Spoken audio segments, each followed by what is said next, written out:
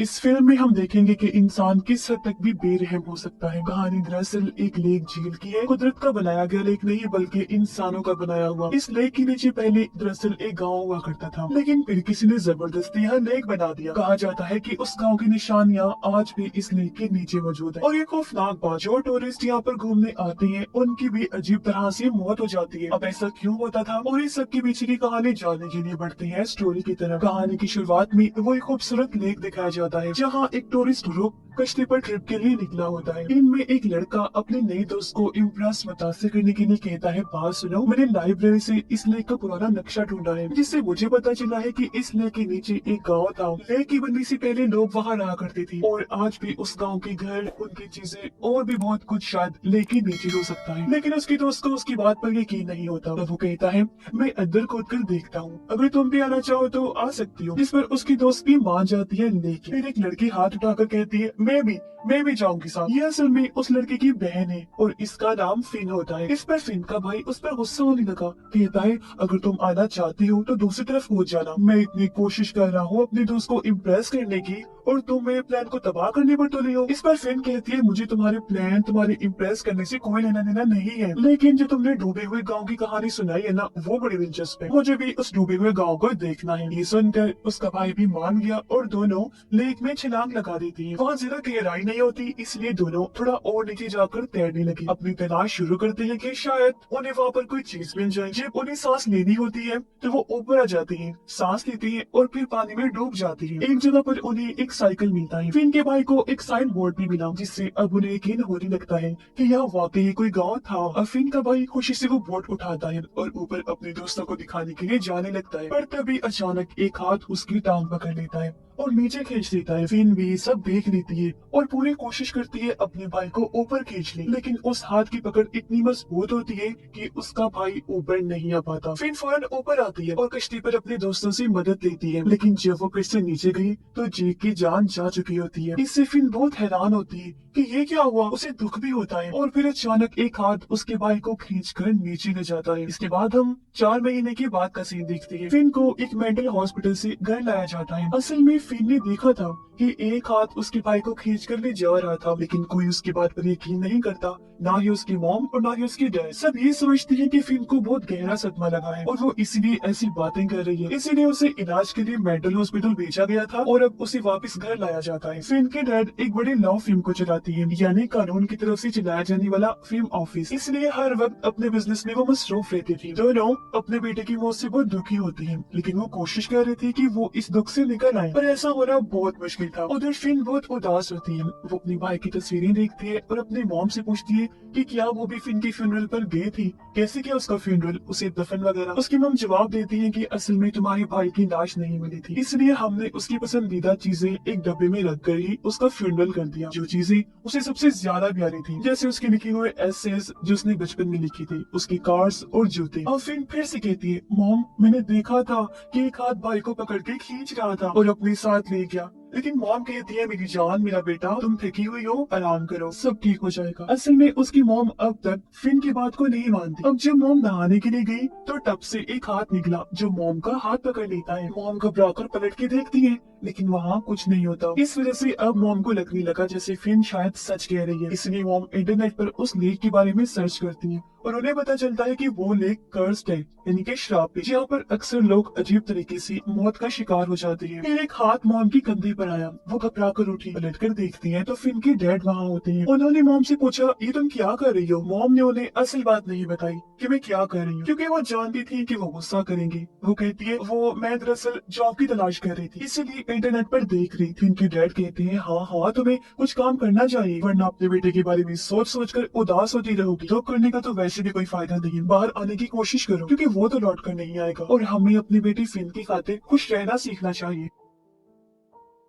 रात को फिन को उसी दिन के हादसे का सपना आया जब उसका भाई डूब रहा था। मॉम को भी पानी गिरने की आवाज आई। वो उठकर बाथरूम जाती है चेक करने, लेकिन वहाँ कुछ नहीं होता। नल तो बंद था। फिर वो किचन में गई तो देखती है कि वहाँ का नल खुला हुआ था। मॉम नल बंद करती है लेकिन वो बार बार खुल जाते, पता नहीं कैसे, उन्हें समझ नहीं आ रही। अचानक स्विमिंग पूल से आवाज आती है। मॉम जाती है और देखती है कि पूल का पानी लीक हो रहा था। मॉम उसे बंद करती है लेकिन फिर से पानी लीक होने लगता है और एक आवाज सुनाई देती है, मॉम मुझे बचा लो। मॉम पलट कर देखती है तो उनका बेटा था जिसकी हालत बहुत खराब थी, वो सड़ चुका था। वो चीखकर कहते हैं, मॉम प्लीज मुझे बचा लो। ये देखकर उसकी मॉम की हालत खराब हो जाती है। अगली सुबह मॉम अपने हस्बैंड को सब कुछ बता देती है कि मेरे साथ क्या क्या हो रहा है, लेकिन वो कहती है कि तुमने कोई बुरा सपना देखा होगा, ऐसी कोई बात नहीं। लेकिन मॉम उन्हें समझाती है कि सपने तो तब आते हैं ना जब इंसान सोता है, लेकिन मैं तो जाग रही थी, मुझे पूरी तरह होश था। हमें किसी तरह अपने बेटे की लाश को ढूंढना होगा जब भी ठीक से उसका फ्यूनरल हो पाएगा, क्योंकि जब तक उसकी लाश नहीं मिलती उसकी आत्मा को सुकून नहीं मिलेगा। मेरा बेटा चीख रहा था, जानती हो तुम, कि मॉम मुझे बचा लो, लेकिन तुम समझते क्यों नहीं। डैड कहती है, हमने पूरा हफ्ता पुलिस के साथ मिलकर लेक में तलाश किया था ना, लेकिन उसकी लाश नहीं मिली हमें। मुझे तो लगता है तुम्हें भी फिन की तरह दिमागी मसला हो गया है। जो बात भी है तुम मत चली जाना अब लेक में खोज करने, मैं बता रहा हूँ, क्योंकि मैं बहुत मसरूफ हूँ, मुझे किसी मसले में नहीं पड़ना। जो कहकर वो ऑफिस के लिए निकल जाते हैं। अब फिन इन सब बातों को छुप कर सुन रही थी और मॉम से कहती है, मॉम हमें भाई की लाश खुद तलाश करने लेक पर जाना चाहिए, मैं भी साथ चलूंगी आपकी और भाई की लाश को ढूंढने में मदद करूंगी, प्लीज मान जाइए ना। मॉम पहले मना करती है, कहती है कि तुम अभी अभी तो ठीक हुई हो, वापिस ही उस लेक के पास जाओगी तो फिर से तुम्हारी तबीयत बिगड़ जाएगी। लेकिन फिर कहती है, मॉम मैं बिल्कुल ठीक हूँ, मुझे हर रात भाई का सपना आता है। जब तक हम उसकी लाश को ढूंढकर उसका फ्यूनरल नहीं कर देती, न मैं ठीक हो सकती हूँ और न ही कोई हालात, इसलिए बता रही हूँ, मान ले मेरी बात। और मैं उस जगह के बारे में जानती हूँ जहाँ भाई डूबा था, मुझे उम्मीद है उसकी लाश वहाँ से जरूर मिल जाएगी। इस पर मॉम आखिरकार राजी हो जाती है और दोनों लेक की तरफ चल पड़ती है। उस जगह इनका घर भी था। वहाँ पहुंचकर मॉम को वो टाइम याद आता है जो उन्होंने यहाँ अपनी फैमिली के साथ गुजारा था। वो दोनों एक कश्ती में बैठकर झील के उस हिस्से में जाते हैं जहाँ से दोनों बहन भाई ने छलांग लगाई। इन बताती है कि हम यहाँ से बिल्कुल यहाँ से लेक में कूदे थे, फिर कुछ फासले तक स्विम किया, हम तैरकर नीचे गए थे। मॉम कहती है कि ऐसा करो,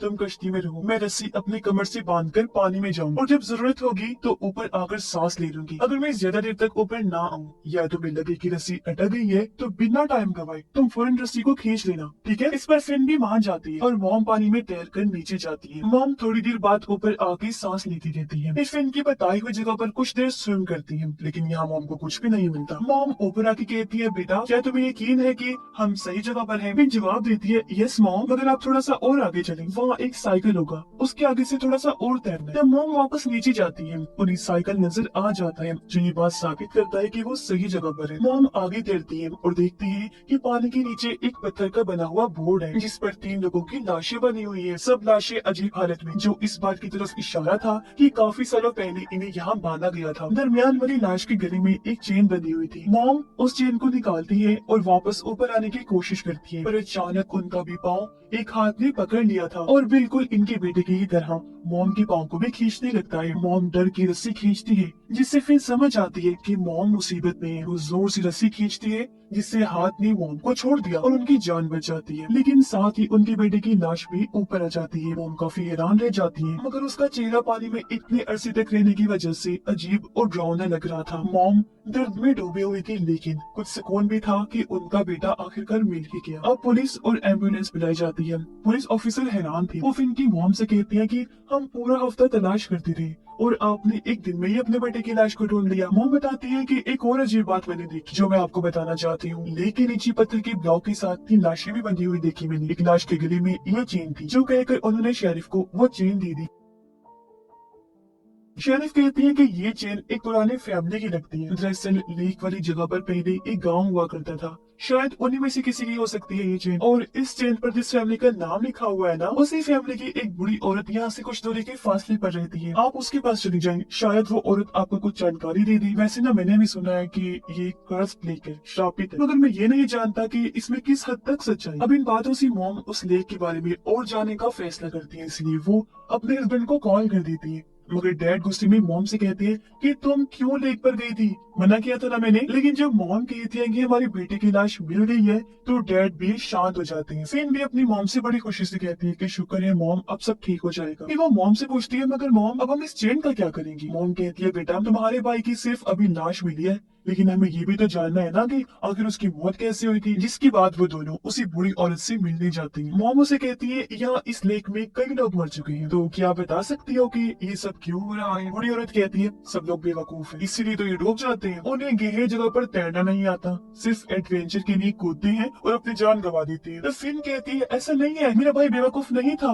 वो बहुत अच्छा स्विमर था और मैं भी उसके साथ गई थी। जब हम नीचे थे मैंने देखा कि एक हाथ उसकी टांग को पकड़कर खींच रहा था, इसी वजह से उसकी जान गई। सिर्फ यही नहीं, मैंने वहाँ 3 लाशें देखी जो एक पत्थर की ब्लॉक के साथ बनी हुई थी। ऐसा लग रहा था जैसे उन्हें जानबूझकर पानी में डुबोकर मारा गया है। अब वो बूढ़ी औरत को वो चेन दिखाती है जो उसने लाश के गले से निकाली थी। बूढ़ी औरत चेन देखकर समझ जाती है और कहती है कि ये चेन मेरी दादा की थी, यानी कि वो आदमी बूढ़ी औरत की दादा थी। वो कहती है कि हम उसी गांव में रहते थे जिसके ऊपर ये लेक बनाया हुआ है, मुझे याद है, और हमारा पूरा खानदान वहाँ बहुत खुश था। लेकिन फिर एक बड़ा बिजनेसमैन जो बहुत अमीर था वहाँ आया, जो एक डैम बांध बनाकर पानी इकट्ठा करके ये लेक बनाना चाहता था। लोग कहती थी कि अगर ये डैम बन गया तो उसको बहुत पैसा और शोहरत मिलेगी, इसलिए उसने गांव वालों को जबरदस्ती वहाँ से निकलने पर मजबूर कर दिया। लोगों को जब कोई रास्ता नजर नहीं आया तो उन्होंने अपना गांव छोड़ना शुरू कर दिया। हमारे घर, हमारी जमीनें, हमारे बुजुर्ग लोगों की कब्रें, सब कुछ वही था। लेकिन उस आदमी ने किसी चीज की परवाह नहीं की, जबरदस्ती मारपीट करके वो हमें जाने को कह रहा था। जो लोग उसके खिलाफ उठे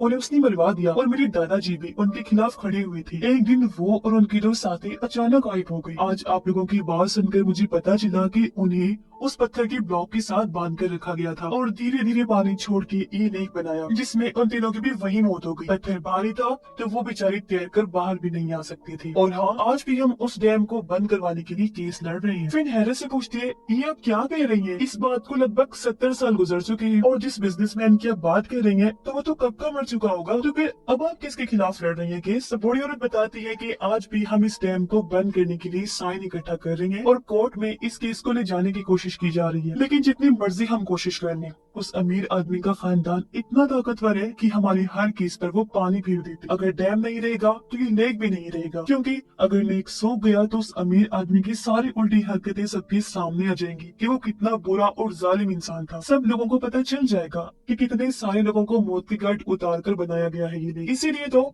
उसकी फैमिली वाले ये नहीं चाहते कि लेक सूखे और सच्चाई सबके सामने आए। हमारे केस के खिलाफ एक काफी बड़ा लॉ फर्म लड़ता है जिनका चाह कर भी हम मुकाबला नहीं कर सकते। और अब जब वो लॉ फर्म का नाम बताती है तो फिन और उसकी मम दोनों एकदम हैरान और परेशान हो जाती हैं, क्योंकि वो लॉ फर्म फिन के डैड का था। जिसके बाद दोनों अपने लेक के पास वाले घर में आ जाती हैं और तभी वहाँ फिन के डैड भी आ गई। कहती हैं कि कहाँ थी तुम दोनों, कितना ढूंढा मैंने तुम्हें, वैसे तुम दोनों इतने बुखलाई हुए लग रहे हो, परेशान हो, क्या बात है। इनकी मम डायरेक्ट कह दी थी कि तुम्हारी लॉ फर्म क्यों इस डैम का साथ दे रही है, क्यों उस डैम को बंद करवाने के खिलाफ तुम लोग लड़ रहे हो। इनके डैड कहते हैं कि मैं ज्यादा कुछ तो नहीं जानता, मगर हम नहीं चाहते कि वो लेक सूखे, वो लेक बहुत जरूरी है। मम गुस्से में कहती है आखिर ऐसी क्या जरूरत आन पड़ी है आपको लेक की। बोले डैड कहती है देखो बात को समझो, वो लेक इसलिए बनाया गया था ताकि शहर में बाढ़ ना आ जाए, और जब हद से ज्यादा बारिश होगी तो सारा पानी तो लेक में बह जाएगा और शहर के अंदर बाढ़ नहीं आएगी। साथ ही लोग वहाँ पर घूमने भी आते हैं, सबको वो लेक बहुत प्यारा लगता है। ये सारी बातें सुनकर मॉम बस इतना ही कहती है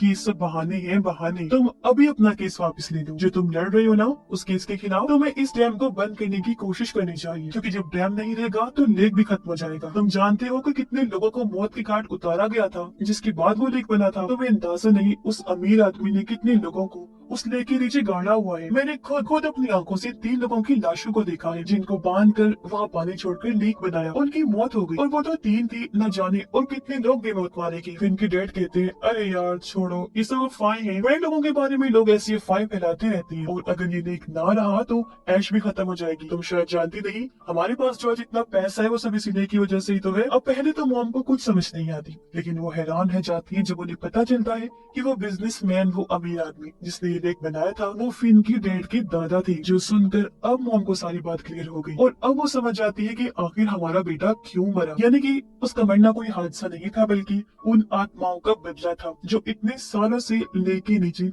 बदले की आग में जल रही थी। मॉम रो रो कर अपने हस्बैंड से कहती है कि मेरे बेटे को तुम्हारे दादा के गुनाहों की सजा मिली है, तुम्हारी वजह से मैंने अपना बेटा खो दिया। वो तुम्हारे दादाजी तो बदला नहीं ले पाई तो उनकी नस्ल में से ही ले लिया, यानी उनके परपोते से। लेकिन डैड मॉम की बात समझने की बजाय गुस्से में आ जाते हैं। मॉम कहती है कि तुम्हारे खानदान के गुनाहों की वजह से वो आत्माएं अब इस जेल में कैद है, जिससे वो लेक श्रापित हो गया है। ये आत्माएं टूरिस्ट से बदला ले रही है और उन्हें डुबोकर मार देती है। तभी अचानक बाहर से आवाज आती है और फिन को महसूस होता है कि कुछ बुरा होने वाला है। अचानक लाइट चली जाती है। डैड फोन करने जाते हैं, लाइन भी नहीं जल रही होती। जब वो लेक के पास देखती है तो आत्माएं लेक से निकलकर बाहर आ रही होती है और वो इनके घर की तरफ ही बढ़ रही थी। मॉम और फिन ये सब देखकर काफी डर जाती है। डैड को भी अब सब कुछ समझ आ जाता है कि ओ माय गॉड, इसका मतलब है कि ये दोनों सच कह रही थी और वो भी काफी डर गई। आत्माएं घर को चारों तरफ से घेर लेती है। फिन के डैड कोशिश करते हैं उन्हें रोकने की, उनसे लड़ने की, कोई फायदा नहीं होता। अब आत्माएं फिन और उसकी मॉम को तो कुछ नहीं कहती, लेकिन उसके डैड को उठाकर लेक की तरफ ले जाने लगी। फिन और मॉम चीखती रही, लेकिन कोई फायदा नहीं होता। डैड को आत्माएं लेक में घसीट कर डबो देती है और उनकी जान चली जाती है। यानी कि आज उनका एक और बदला पूरा हो गया। फिन रोती है